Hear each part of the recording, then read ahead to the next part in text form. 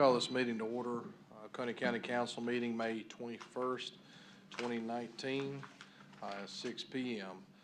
We'll begin with public comment session. Ms. Jean Jennings, please.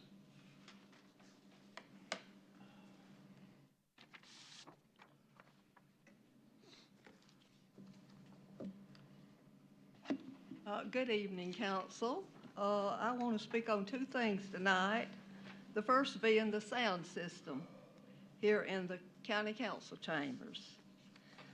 As I sit in the audience at the County Council meeting, I strain my ears trying to hear what's being said and voted upon. I can't hear. At home, I pull the meeting up on my laptop, even turn the sound up as far as it will go. I still can't hear. What is the problem? Can the sound not be turned up higher? If not, you need to turn it up. If it's in the system itself, you need to replace it with another one. Is the sound being turned down deliberately? If so, you need to turn it up. And the second thing is a water system for Salem. And let me tell you, first of all, straight out, I'm 100% for the water system for Salem. I just don't like in the past how it's been handled by some of the county council members. And that's the second thing that I was going to talk about, the water system for Salem. When our former number 1 district county council member from Salem was trying to get the county council to look into trying to get the water system in Salem, there was 2 county council members representing the Seneca and Westminster district. They wouldn't support it. And before our newest county council district member from Salem came on board, he wasn't supporting it either. He was telling the people it would be coming close to the house of the former number 1 district county council member. Now, since he's on board, he supports it, and so does the other 2 county council members from Seneca and Westminster district. Like I said, I'm 100% for that. But is this good, the way this has been handled? Has this been good representation? I think not. Thank you. Mr. Tony Adams.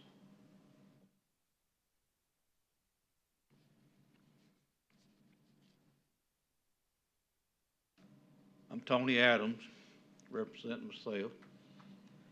I gave the council some questions, concerns about the Oconee Golden Corner Commerce Park at the last council meeting. Is anybody prepared to address these?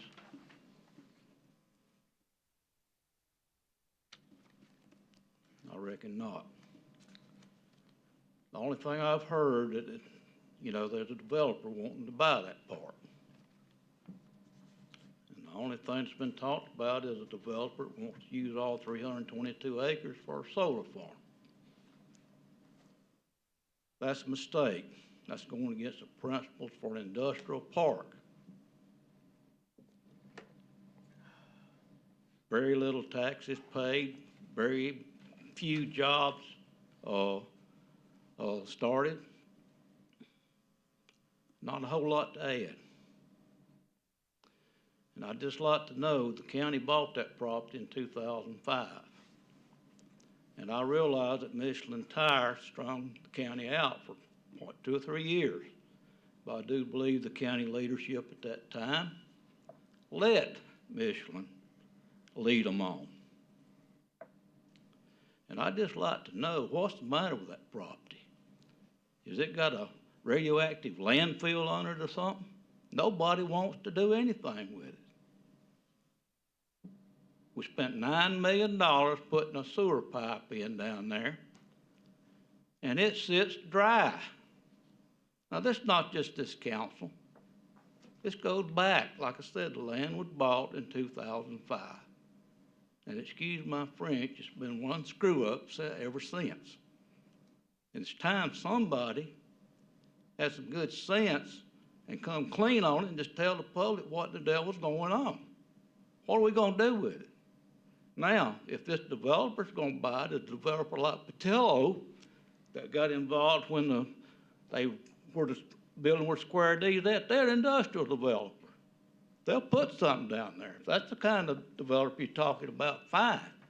But if you're talking about the developer's gonna tie up all 322 acres on a solar farm, that's a mistake. And there's already been a lot made since 2005. I guess you could say, why not just go ahead and make another one?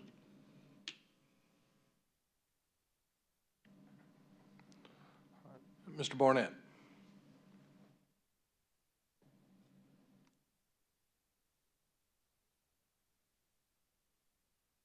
For the record, I'm Jerry Barnett.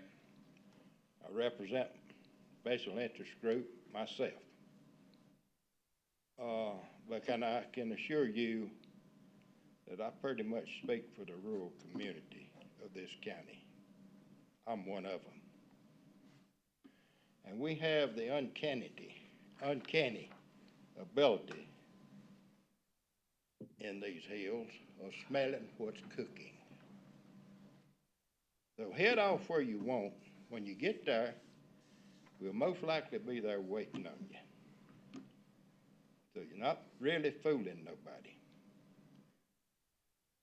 I'm going to quote a great statesman and patriot,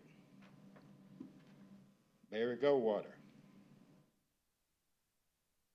Extremism in defense of liberty is no vice.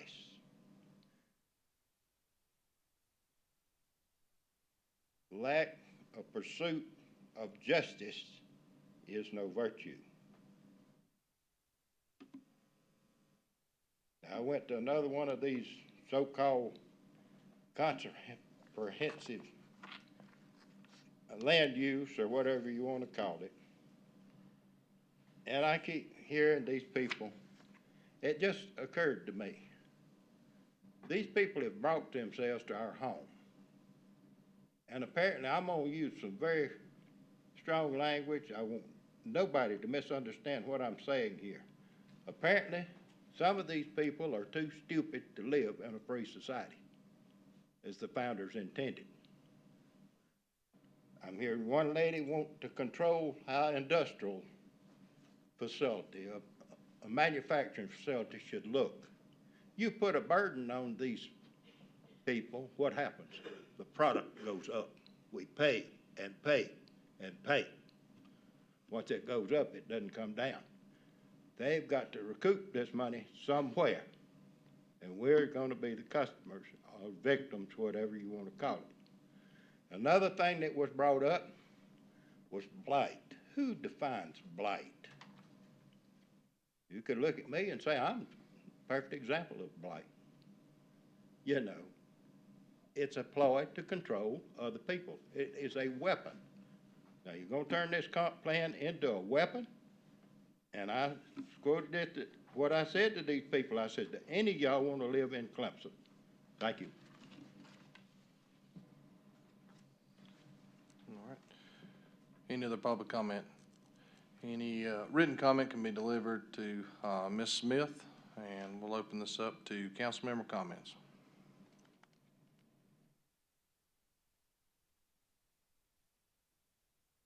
All right. No council member comments. We'll move on to moment of silence, please.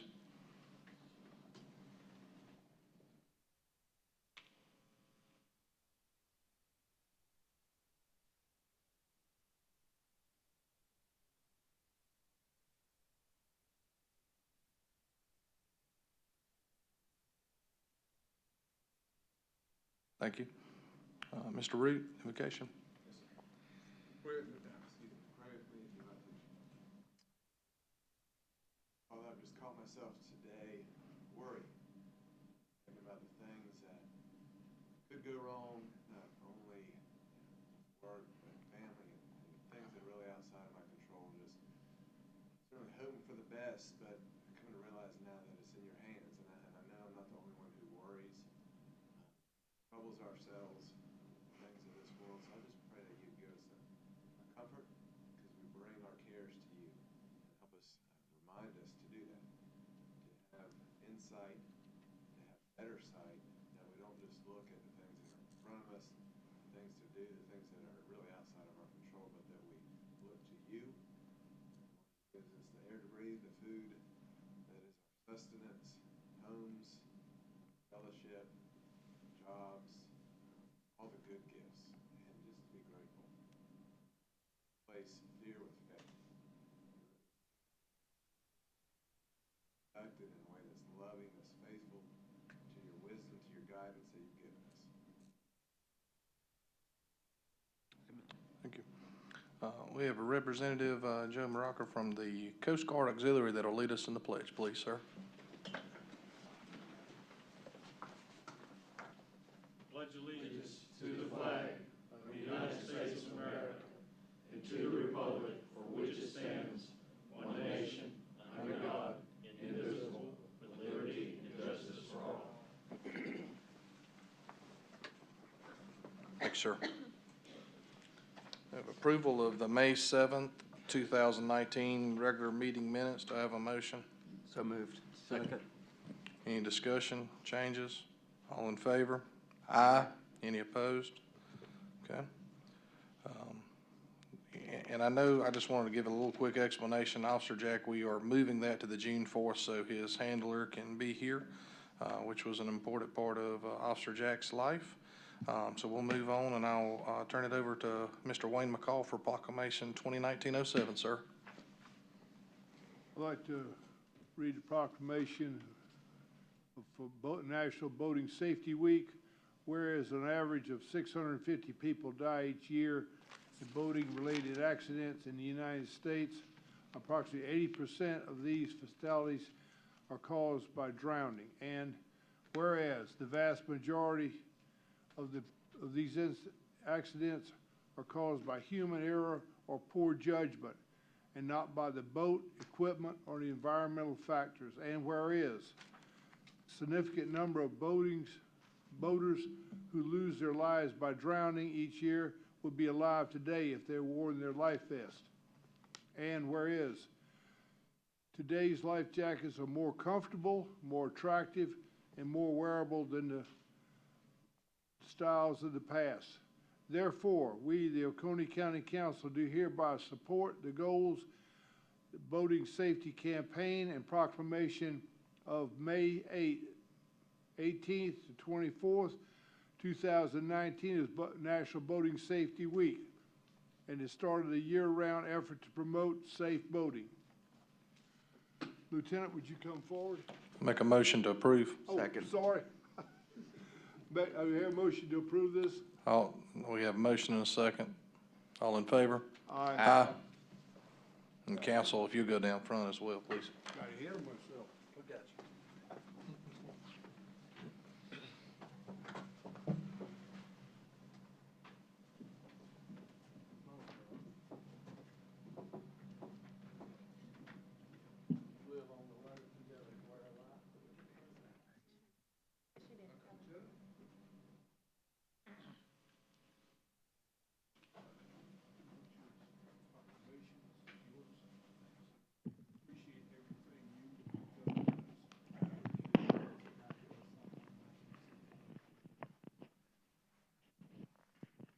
Appreciate the council supporting us in National Safe Boating Week. As mentioned, I'm with the United States Coast Guard Auxiliary. The United States Coast Guard Auxiliary was sanctioned by an act of Congress in 1939. So we're celebrating our 80th anniversary this year. Now, what is the U.S. Coast Guard Auxiliary? Our main mission from the Coast Guard is safe boating. That's our main mission.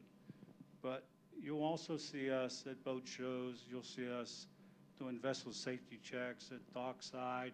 You'll see us teaching safe boating courses. But the other thing is that we also augment Coast Guard staff. Since we're all volunteers, we don't get paid, we use our own boats, we use our own airplanes if we have them, and so on and so forth, our own vehicles. We're all volunteers.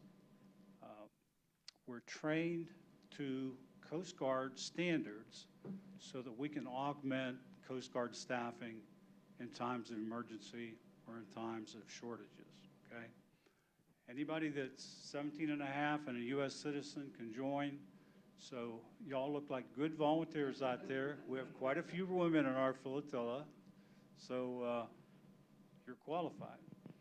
So I would like to thank the Oconee County Council.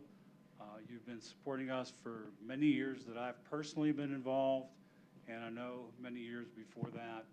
And since safe boating is, I think, everybody's challenge these days, we appreciate your support. Thank you, Council.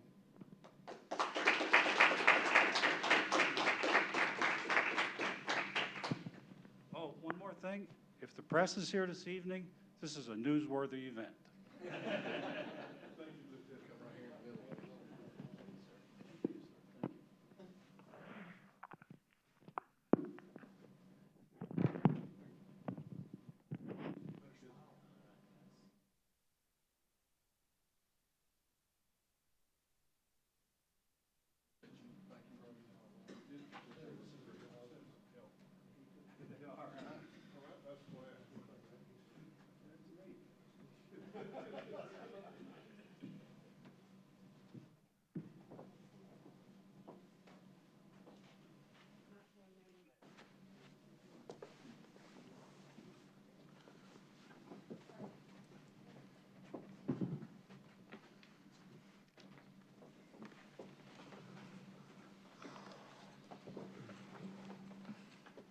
Okay. Ms. Brock, please. Good evening, council and citizens and visitors and media. Just two notes of interest this evening. One was in response to Ms. Jean Jennings' comment. Ms. Jennings, can you hear me when I talk on here? We've recently evaluated the sound system in here. We have begun looking at drop-down. We've ordered a couple of ones to sample because this is an expensive endeavor. We've got several options. By the end of the summer, we'll choose one of those options, but we know how horrible the sound is, and we apologize. So if y'all don't mind, just yell. Number two is tomorrow night at 6 o'clock, the District 5 Comp Plan public meeting is going to be at Ravenel Elementary School. And even if you're not in that district, you're certainly still welcome to come and give your input. Okay. All right. We'll move on to a public hearing for the following ordinance. We got 2019-01. We'll read it under the public hearing, and then when we get into third reading of that, it'll just be the ordinance number, and just so we're clear on that. So we'll open up public hearing for ordinance 2019-01, ordinance to establish the budget for Oconee County and to provide the levy of taxes for ordinary county purposes, for the Tri-County Technical College Special Revenue Fund, for the Emergency Services Protection Special Revenue Fund, and for the Road Maintenance Special Revenue Fund, for the Bridge and Culvert Capital Project Fund, for the Economic Development Capital Project Fund, for the Debt Service Fund, for the Victim Services Special Revenue Funds, for the Capital Vehicle Equipment Fund, all in Oconee County for the fiscal year beginning July 1st, 2019, and ending June 30th, 2020. There is no one signed up for a public hearing. Anybody that wishes to can submit to Ms. Smith in writing. And I will close public hearing on ordinance 2019-01. And I will open up public hearing for ordinance 2019-03. Ordinance to provide for the levy of taxes for the Keowee Fire Special Tax District and to establish the budget for the Keowee Fire Special Tax District for the fiscal year beginning July 1st, 2019 and ending June 30th, 2020. No one has signed up for ordinance 2019-03. Any written comments can be delivered to Ms. Smith, and we will close ordinance 2019-03 public hearing. And public hearing, we will open for ordinance 2019-15, ordinance authorizing and consenting to or ratifying the assignment or assumption of an interest in that certain amended fee agreement dated December 1st, 2017, such assignment from ITEC South LLC, Eugene Carlton Morris and June Copeland Morris, and such assumption by ITEC Buyer LLC and Parkway Real Estate Holdings, South Carolina LLC, and authorizing the execution and delivery of an agreement memorializing such assignment and assumption and consent or ratification or other matters related thereto. No one has signed up for public hearing, ordinance 2019-15. Any written comments can be delivered to Ms. Smith. At this time, we will close ordinance, public hearing to ordinance 2019-15. We'll now move into third readings for ordinance 2019-01. This is the establishing the budget for Oconee County. Do I have a motion to approve the third reading? So moved. Second. All right. Any discussion? All in favor? Aye. Any opposed? All right. Ordinance, third reading, 2019-03, which is the levy of taxes for the Kiwi Fire District. Do I have a motion to approve? Motion. Second. All right, any discussion? All in favor? Aye. Any opposed? And third reading, ordinance 2019-15. This is the ITEX South. Do I have a motion to approve? So moved. Second. All right, any discussion? All in favor? Aye. Any opposed? Okay. All right, as you see the second reading, we move the school budget to the June 4th. So we'll go into second reading for ordinance 2019-11.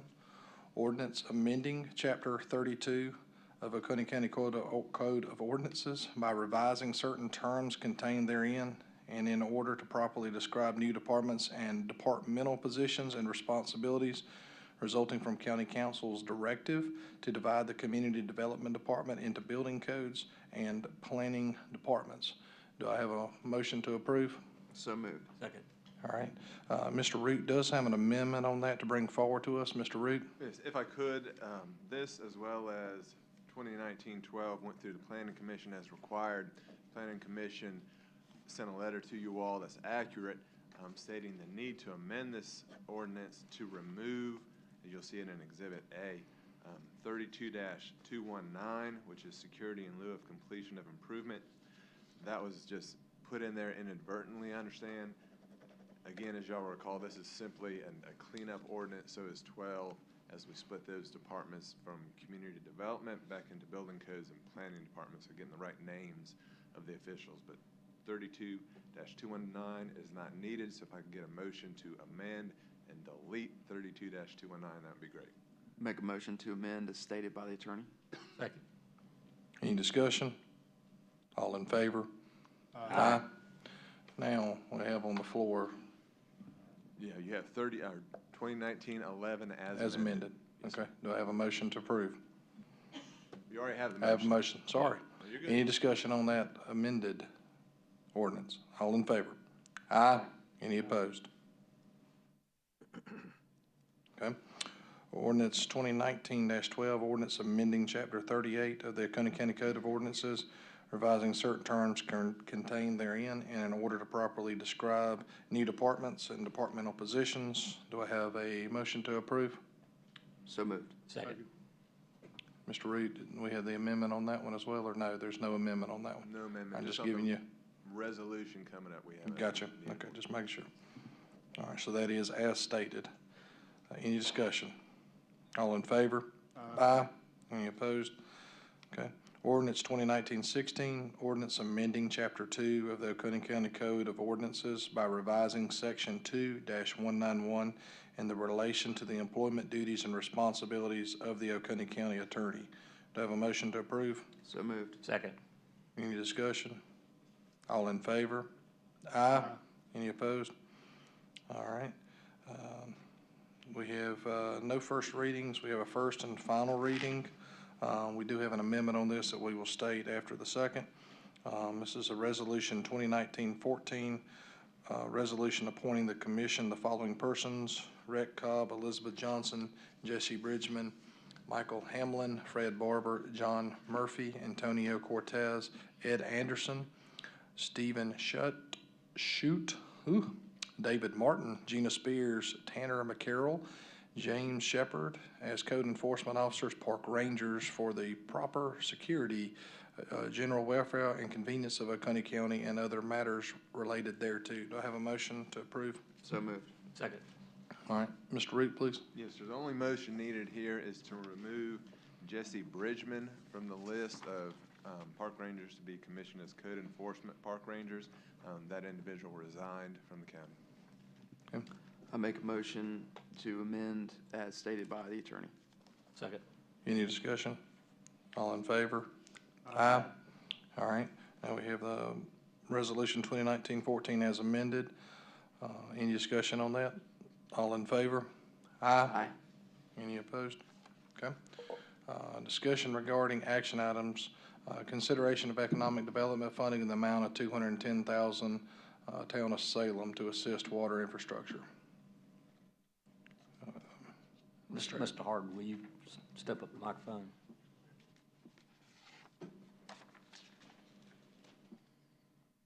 Good evening. I'm Brad Norton. I'm the town attorney for the town of Salem.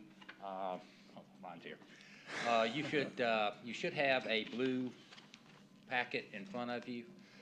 What I would probably do is go to the last page because that's got the map and that's probably the most interesting thing to look at. What we've done is, y'all, last year, well, it's actually in this budget year, you agreed to fund we're applying for a grant, and the county agreed to put up $210,000 as matching funds towards that grant for a water project that the town of Salem has been trying to get done for approximately 2 decades. In fact, this was on the 1% sales tax referendum that we had recently and that failed. This is something that the town has been trying to accomplish for quite a while. What we've done, we didn't get the grant, so what we've had to do is kind of regroup and see what we can do, because this project is very important to the northern part of Oconee County. If you will look at the map there, what we've done is we've got 4 phases now that we're going to try to accomplish. The first phase is, and you'll see this as phase 1, and that's with BPS. That is to put in a booster pump station on Shallowford Drive. The pump station will increase the water capacity by 150%.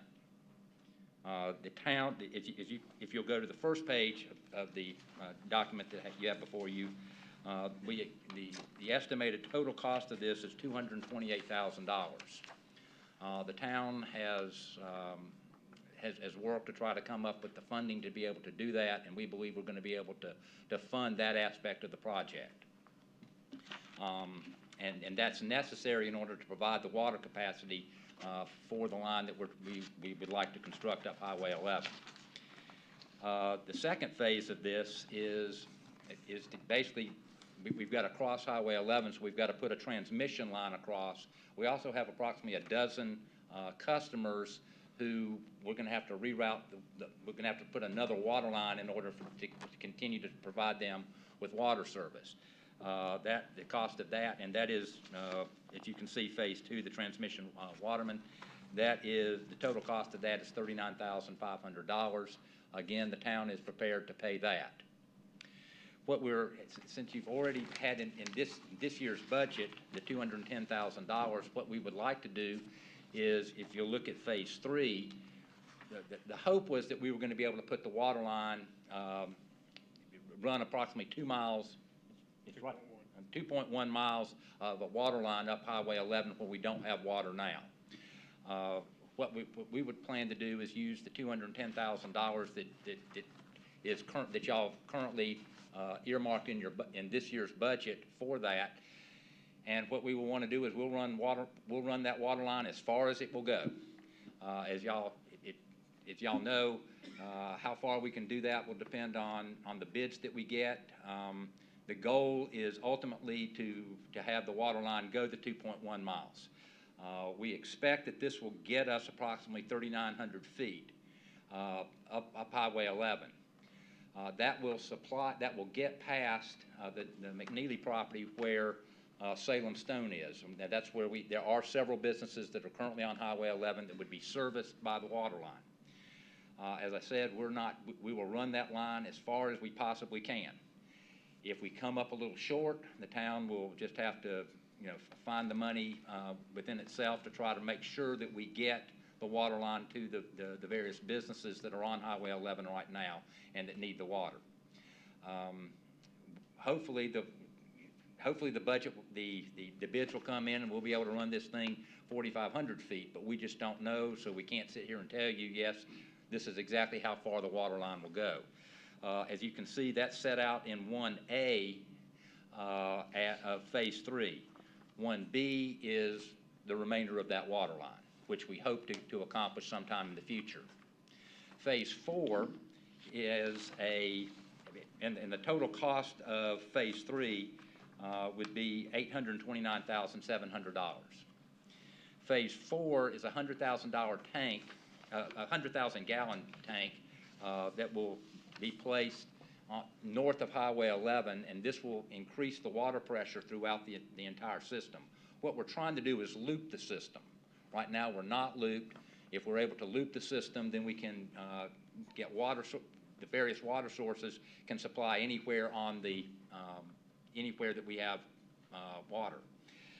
The water tank is going to be a necessary thing in order to have.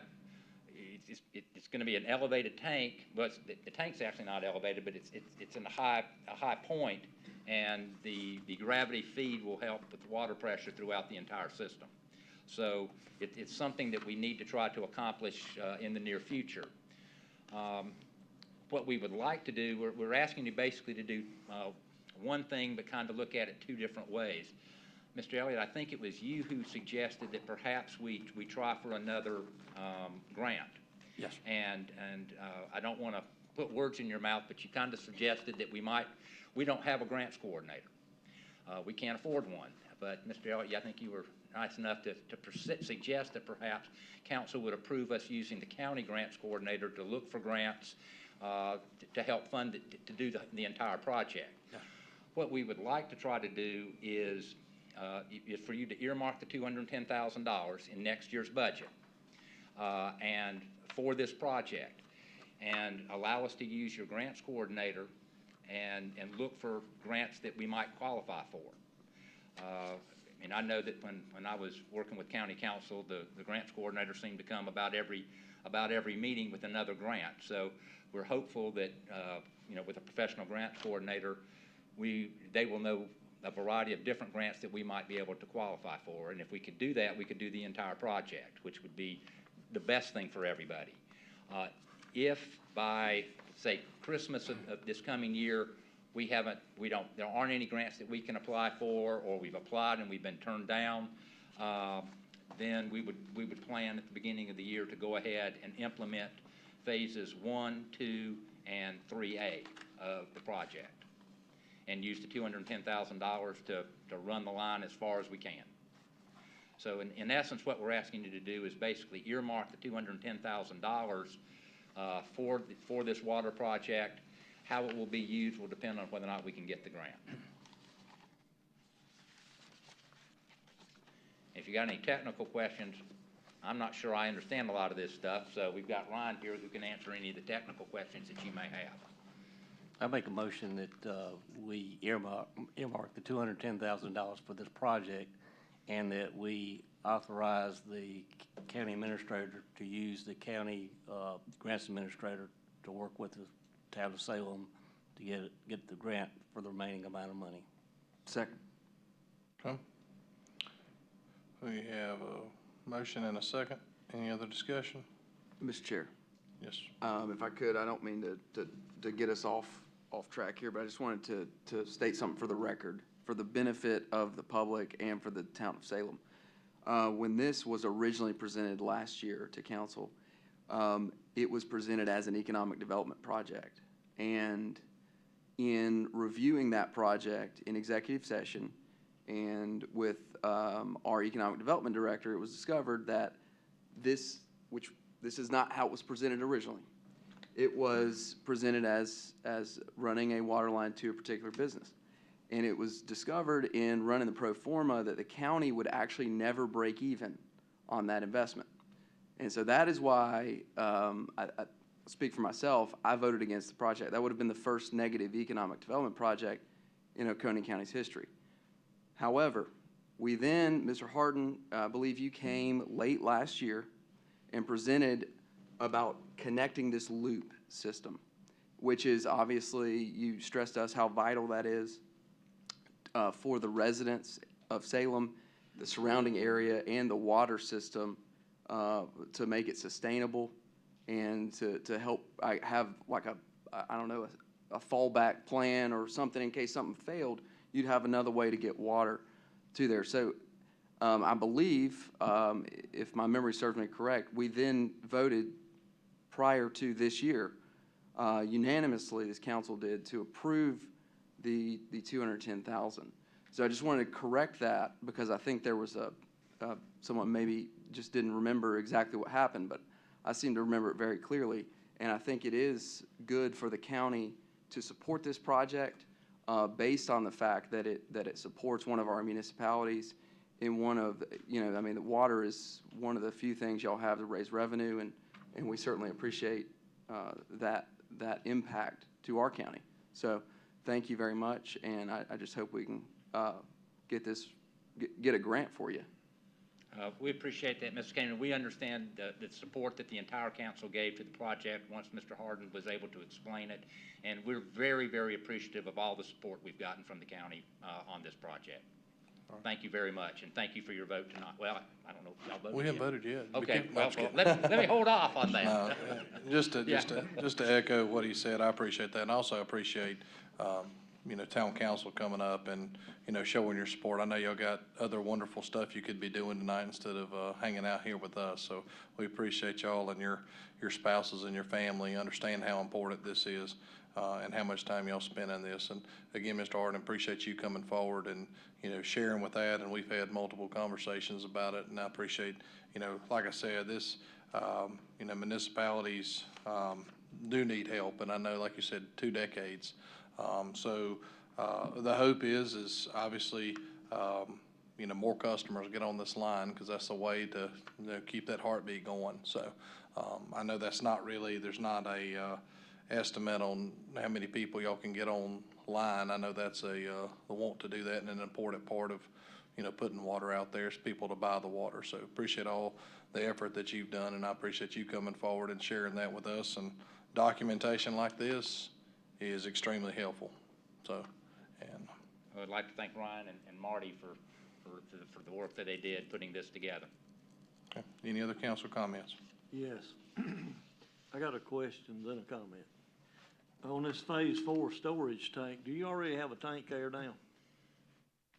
Yeah, go ahead. Yes, sir. We have a location that has one current tank. The future capacity is actually what we're going to need to supply the whole area. Once the loop is completed, not only will there be 2 more miles of pipe in, but there'll be approximately 700 customers who'll be fed from that hydraulic gradient, and that's the reason for the secondary tank. Yeah, we have a property. It's actually already, if you will, plumbed out. In 2002, when we built the first tank, we made ready for the tank in Phase 4. Now my statement. I was behind you all the time. I voted for this when it was ever what Mr. Kane said it was. Regardless, I saw the need for that up there, and I'm glad to see that it's finally coming maybe to a head here to where we're gonna have people up there with plenty of water. Thank you. Any other comments? All in favor? Aye. Any opposed? Okay. Thank you very much. We appreciate it. All right. We'll move into the update regarding Fall Creek access. As you know, I think you've heard from every council person's mouth, and I know Mr. McCall has preached about this 150 times or maybe 152 times, and I appreciate the effort that council is making to move forward with that. Myself and Mr. Kane had a conversation with Duke Energy that reached out to council, and I know Mr. McCall said handle it, so that's what we're trying to do. So Duke Energy has come up with a letter that they wanted us to read to address the situation, so I'll read that into record here. Duke Energy measures at Lake Kiwi Fall Creek Access Area, Jumping Off Rock Island. Duke Energy appreciates the constructive conversation with council leadership on May 13th, 2019 regarding additional measures to address the drownings that have occurred at Fall Creek Access Area near Jumping Off Rock Island. As discussed, Duke Energy will undertake the following measures to the extent possible as dictated by state and federal agencies. Installation of additional signage, warning of swimming and drowning hazards in this area will be located on the mainland and on the island. Complete installation by end of May. Installation of partial or full riprap stone from the mainland shoreline extending into the channel to the island, complete by summer 2020, scheduled subject to 404-401 permitting, 404 fish spawning window prohibiting dredge fill activities from March through June weather conditions. Please note the extent of the riprap, either partial or full length, into the channel will be contingent on what is approved under the 404-401 permitting conditions and review by the U.S. Army Corps of Engineers, SC Department of Health, Environmental Control, and SC Department of Natural Resources. The channel is classified as navigable, God, it's so hard for me to say, I apologize, waters, and boating passage safety will be considered by these agencies in determining the extent and placement of riprap.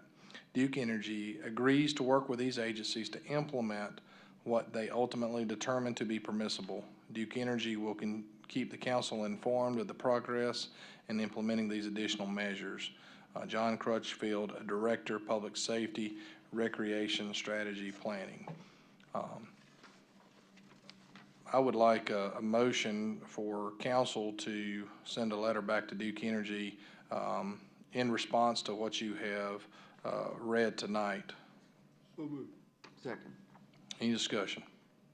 Yes, just real quick for the benefit of the public as well, I think it's important to recognize that the Oconee County Legislative Delegation as well as the Pickens County Legislative Delegation certainly helped move this forward.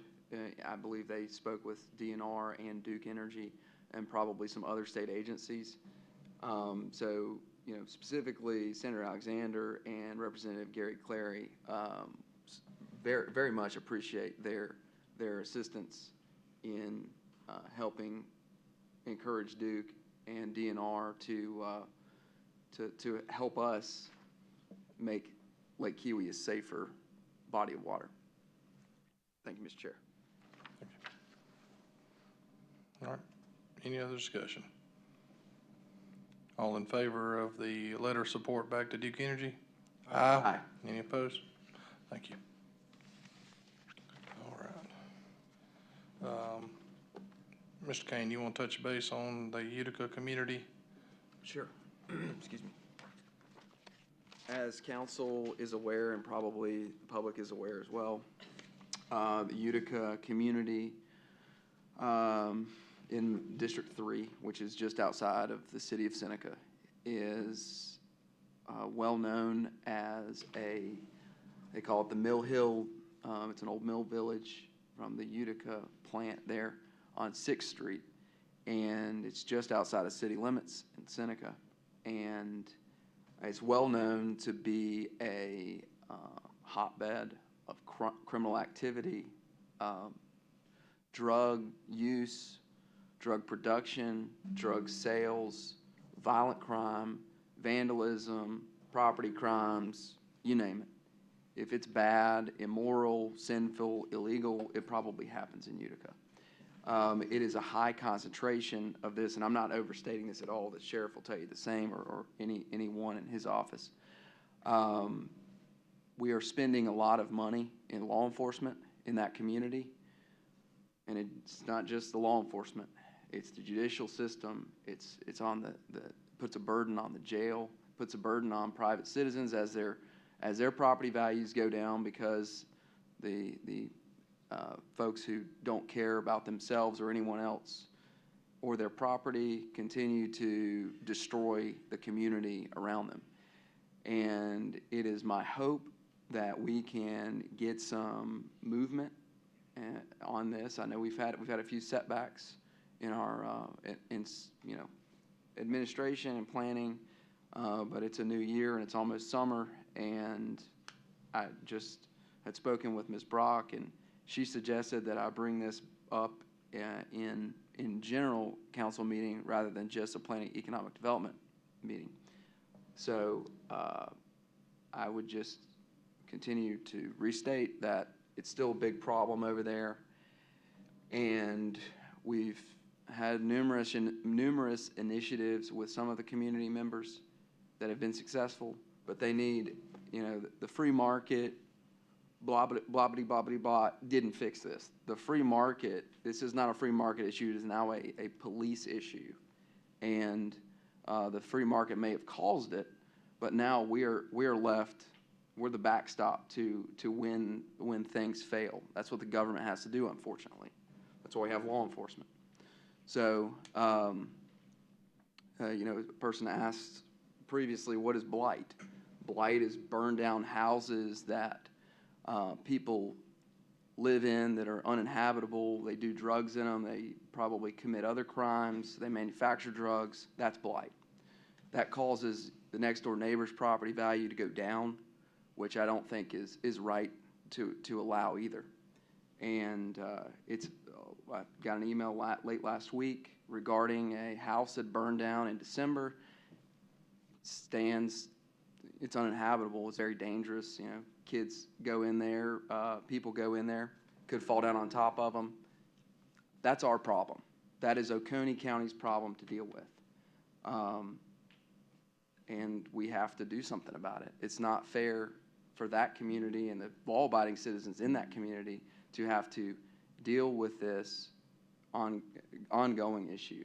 And I would plead with this council and our administrator and staff to develop a plan to recommend something to us to ratify to help assist with resolution of this very serious problem.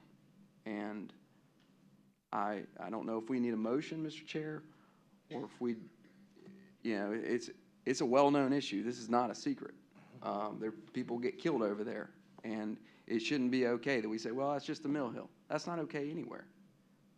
This is not a war-torn country. This is the most wealthy country in the world, and we're also a country of laws, and I think that it's important that we uphold those. So, Mr. Chair, I don't know if I need to make a motion or if the administrator would ask for a motion. Right. I think I'll echo a lot of your comments. I think on cleanup day out there, it was very moving to be met by some elders that had lived there their entire life and are working hard to keep their property up. And one lady said she's bought 6 lawnmowers this year. And I told her, she said, if they'll just ask me, I'll let them borrow my lawnmower, but they just come and take her lawnmower all the time. And she's like, I try to help them when I can and take them food when I cook. And so I think, you know, to me, there's a lot of effort being made out there, but those same people, that same lady's like, help me. I'm trying to live here. So we're spending hundreds of thousands of dollars. You really can't put you know, if you put what we spend in the jail and in the police side of things, I do agree with there needs to be a plan to come together. So what I would like to see is a motion come forth that would, and you've had several people here, but to actually come up with a plan, removal of those burned out structures that are unfortunately having people live in them. Revolving doors to crime and, you know, unspeakable issues that we continue to address in those areas. So I have those same burned out structures out there by me, but I don't have 25 of them. And that day from the streets that I went on that I was assigned to be on, there was 12 of them on there. And there was people living in a few of them, one in particular. that, was very upsetting because kids had been in there, so, or were in there. So, you know, we're a very giving community. There's a lot of people reaching out in that Utica community, so what I would like to see come forth, you know, it's almost, you know, just a plan to work together and address with, law enforcement. And I know you're right on it, and, I've kind of opened up to Ms. Brock on some things that what you're gonna fix it. Well, and I talked to Mr. Payne a couple times about this, and I can't promise that I'll fix it, but I promise that I have about 55 ideas on ways we can go about it. And then I thought, you know what, one idea is not going to work. We need 55 ideas because we have 55 different problems. But it's not limited to Utica, so, and Utica is our highest concentration of it. But countywide, we could establish a system or a matrix for there to be criteria for dilapidating or uninhabitable structures, blight structures, in all of the districts. Have those criteria examined and approved by council or members of the planning commission if you wanted that to be a more hands-off approach. And then take those and prioritize those there within each district. Obviously, expend county funds on these things was something I've asked Mr. Root about a couple times. There's a way that we could do it if it's in the best interest of the community. And obviously, in some cases, like Utica specifically, would reduce the county expenses elsewhere. Right. I think removal of those, structures, and I'm not talking about owned residents. I'm not talking about rented residents. Correct. I'm talking about Well, abandoned and the home residents. he And I just just want people to mentioned be, was I the just one want that people to had be been understand clear, because I do understand, you know, Mr. Barnett, you made a very good point, and I do understand that because it can be a takeover. So I understand. So, you know, as that, the things that we're talking about is the revolving door that we have. And you could pick 5 points in Utica that, from my understanding, there is 16 somewhere arrests and warrants that are issued on that, because, you know, there's multiple people that live in there. So, you know, as we move forward with that, I think, there needs to be, number one, the identification of those structures needs to come forward. Number two, the removal or the way to remove those structures, to provide safety for our citizens on there as well as those. So those are the simple things, in my personal opinion, on what needs to be the and, you know, obviously to identify the owners of those property or the abandoned owners of those property, so be it. But those would come forward, and I think, you know, a notification as well as some posting around here on, council moving forward with removing several of those structures, Mr. Kane, I think is a effort to clean up that area. Mr. Chairman, Yes, sir.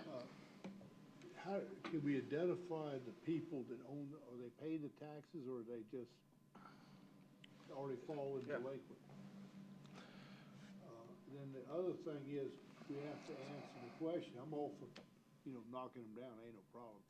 But we have the problem of doing county work on private property, and we have to work around that.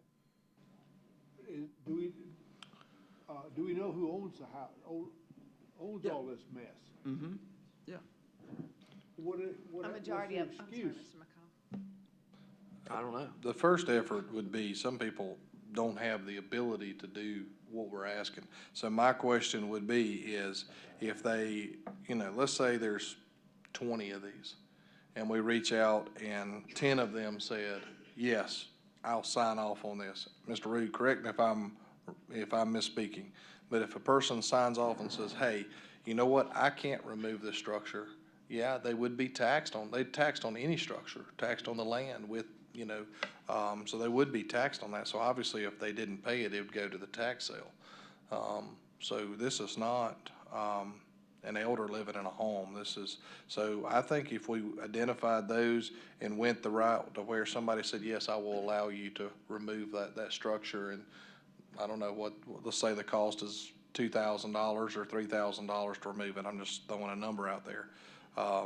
You know, upon the sale of the property, but if you're eliminating, if it costs us $25,000 to tear a home down, and we're out there 16 to 20 times during the year, what's that cost? probably 100, so I agree. But I think if we identify those people, obviously, there is a way that we can identify, and we'd have to do that first before, we're not just gonna go in there and remove somebody's home, because that's, Absolutely not, absolutely not. Specifically, the ones that were like burned or the dilapidated ones. For 81%, I think we have the list of owners, and it seems to be relatively current. And we may have a list of owners, but sometimes the return mail doesn't come back, it comes back unopened, or we never get anything back. But about 81%, we've been able to certify ownership. Several of the properties are delinquent, but because they went, the structures are uninhabitable, the property taxes are so low to begin with that it doesn't make sense for someone to buy it on the FLC, so it just keeps rolling back over. County doesn't want those properties per se. We're not in the business of taking the properties that come in and reselling them for anything or tearing structure down. We do that. Now. If somebody doesn't pay their taxes, we resell their property. We do, but nobody buys them, sir. Well, then then it's our problem. That's my point, though. I mean, the county would be the part owner of those, but we Yeah. haven't done that in the past. We Yeah. haven't taken them off the FLC list. We haven't gone through the steps for the county to maintain ownership without there being any attempt to sell them Yeah. before. Well, and something that's important to note is this is in an opportunity zone. Yes. All of this, and it's within half a mile of a certified industrial park. So there's a lot of opportunity for benefit for investors if they wanted to buy these properties. But so far, we Maybe haven't once had we any get them takers. cleaned up, we need to start marketing them, right? That's right, There we that's go. right. so if we took them through the tax sale, then the county could be able to remove the structure, whatever, after the time period of what it is. That would not be the language I would want to use in Yeah. the plan. Yeah. Because the tax sale properties are countywide. Having a criteria on how those things would be scored is very different in Utica than it is for the rest of the county. You can If just somebody start buying decided them. they You can wanted a start building buying them. tore down in their neighborhood, they could convince them not to pay the taxes for it. I mean, that in a way is way too open. I don't think they should go specifically to tax sale. I think they need to be identified by the Okay. county.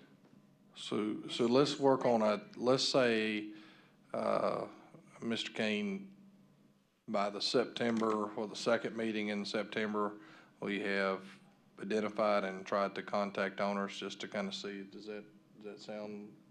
Well, yeah, I mean, any progress is better than what we got right now. I mean, frankly. So, I think a motion is a good idea, and what Ms. Brock has told me when I'm trying to read off her paper, and I know she's prepared to do, is for you all to direct the administrator and staff to prepare a matrix focusing first on Utica, and then perhaps if it works, expanding it countywide, that develops criteria for the homes to be addressed, I'll just say. And this criteria would include the condition of the home, the level of peril, we'll say, for anyone who are to go there to inhabit it when it's uninhabitable, danger, the ownership status, the tax status being, is it delinquent, how long has it been delinquent, is it owned by FLC, perhaps at this stage, the crime rate, obviously, things of that ilk, and bring that matrix back to council so they have an informed way to score, or they all be scored, but to address, right, these four houses and the cost, of course, of demolition and things. So you can take an organized approach. So that would be the motion to direct, in my mind, a good motion to direct staff to do that, so then y'all are informed specifically what you have in front of you. And we'd start with Utica. Do I have that motion? So moved. Second. Any other discussion? All in favor? Aye. Any opposed? Okay. Thank you, If council. I may add one note to that request, though, at this time, that commercial business be exempt from any of the criteria sheet. Sure. Thank you, sir. Okay. Move into the PRT Commission state and local ATAX recommendations of $227,500. The requests were unanimously approved and recommended by PRT Commission on 5/2/2019. Do I have a motion from council? Motion to approve. Second. Okay. Any discussion? All in favor? Aye. Any opposed? Okay. We have PRT Commission recommendation to purchase the 218.67 acre of Chaga Heights tract adjoining Chaw-Ram Park with the assistance of a $550,000 grant from the SC Conservation Bank and Natural Land Trust. The request was unanimously approved and recommended by the PRT Commission on 5/2/19. Do I have a motion from council? So moved. Second. Any discussion? All in favor? Aye. Okay. Mr. Chair. Yes, I think sir. it bears recognition for our administrator and staff, specifically Phil Shirley, on his leadership in getting a $550,000 grant. We're basically paying $1,000 an acre for awesome property that adjoins a county park. So certainly appreciate staff's work on that. Okay. We do have a PRT Commission's recommendation to facilitate placement of a conservation easement on the 218.67 acre Chaga Heights tract adjoining Chaw-Ram Park through Upstate Forever. This was approved on 5/2/19. Do I have a motion to approve? So moved. Second.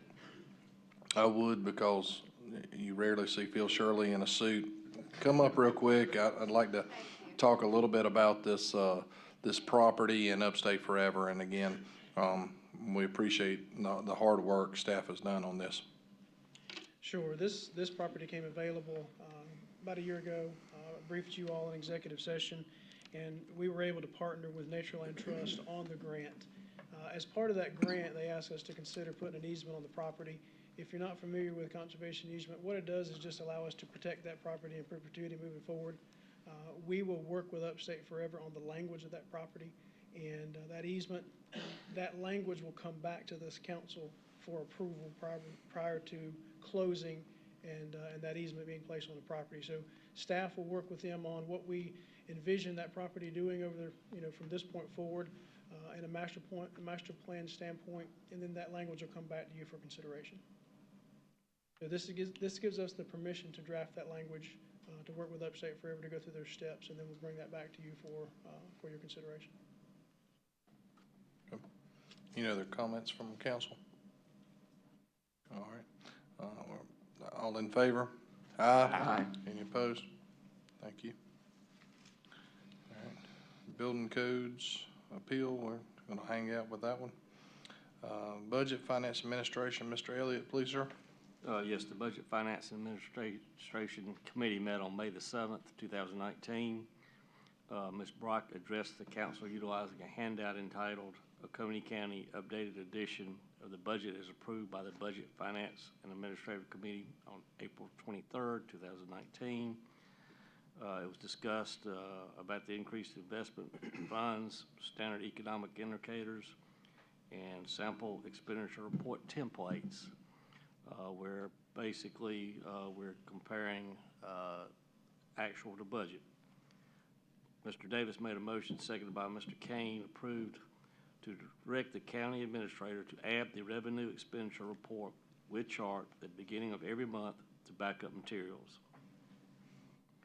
The discussion continued to include the advertising for all of Oconee County departments is under non-departmental.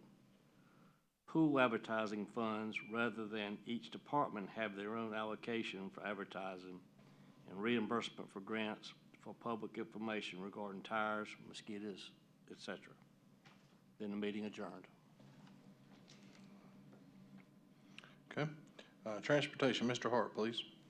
Transportation Committee met May the 7th, 2019 at approximately 4:30. Mr. Kyle Reed of the Roads and Department discussed rudimentary road program concerning Savannah Drive P3050, a private road. I rode out there this weekend, and that road is probably 95 completed, and our road department needs to have a pat on the back because they did an excellent job in fixing that road because it was terrible. Mr. Reed next discussed Westminster, the city of Westminster wanting the county to take Butler School Road and the infrastructure into the county road inventory. Mr. Kane wanted more information, so nothing was concluded, there was no action taken. Mr. Reed discussed the city of West Union wanting East Point Drive and Point Place roadway and infrastructure transferred into Oconee County.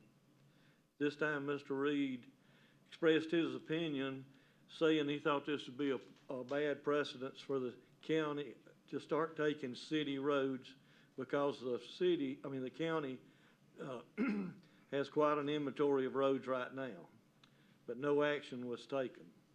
Finally, Mr. Reed discussed Anderson Street in the city of West Union. The property owner's research has been completed. Discussion with the property owners has been finished last week. Now beginning and finalized right-of-way agreements, and if all these are obtained, we're going to start a cost estimate and put a package together to take to the CTC committee. This will be an intergovernment agreement with the city of West Union and the county. And to finish this up, we wanted to vote about repair. We had a discussion and voted to repair the potholes on Anderson Street in West Union, and it was unanimous vote by the Transportation Committee. So I want to forward this now to the full committee, and that's the end of my report. Okay, we have a motion brought forth by Mr. Hart to request council approval repairing potholes on Anderson Street per unanimous vote by the Transportation Committee. Is there a second? Second. Okay, any discussion? All in favor? Aye. Thank you, Mr. Hart. Any unfinished business? Any new business? Do I have a motion to move into executive session for the following purposes? Discussion regarding economic development matter Aztec, Project Trout, discussion of contractual and economic development matter Historic Courthouse, and receive legal advice to discuss personnel matters and the internal review procedures. 5, discussion regarding economic development matter ACI Plastics. And 6, discussion regarding potential purchase of real property for the possible relocation of the Westminster magistrates. Do I have that motion? So moved. Second. Any discussion? All in favor? Aye.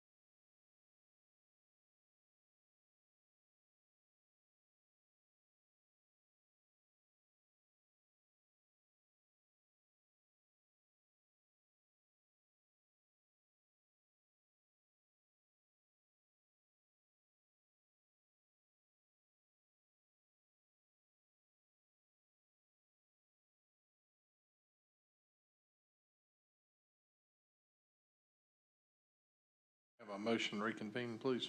So moved. Second. All in favor? Aye. No action was taken in executive session. We do have a couple of motions. Mr. Reed? Yes, sir. Mr. Chairman, if I may, the first motion relates to item 2, Project Trout. We need a motion to continue negotiations as discussed. So moved. Second. Any discussion? All in favor? Aye. Any opposed? Mr. Reed? Yes, sir. Likewise, for number 6, regarding the Westminster Magistrate's Office, we need a motion to direct staff to initiate negotiations as discussed. Make a motion. Second. Any discussion? All in favor? Aye. I'll get a motion to adjourn. Make a motion. Second. All in favor? Aye.